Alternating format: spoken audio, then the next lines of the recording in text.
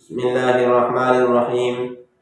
آج کا سوال اور عنوان ہے کہ جمعے کی نماز میں کون سی رکعات سنت مؤکدہ ہیں اور کون سی غیر مؤکدہ ہیں۔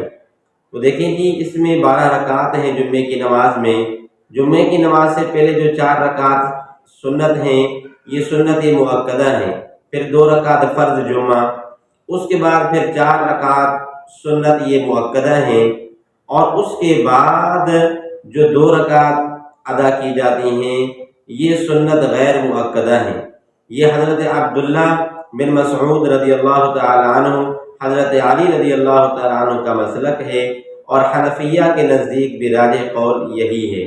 باقی سنت مؤکدہ اور غیر مؤکدہ کی آپس میں کیا فرق ہے، اس سے پہلے میں نے اس فرق کو واضح کر دیا ہے کہ سنت مؤکدہ وہ نماز ہوتی ہے جس کو نبی اکرم صلی اللہ علیہ وسلم نے ہمیشگی کے ساتھ پڑھا ہے، اور جو اس کو نہ پڑھے گا، جان بوجھ کر کے چھوڑے گا، تو وہ گناہ گار ہے۔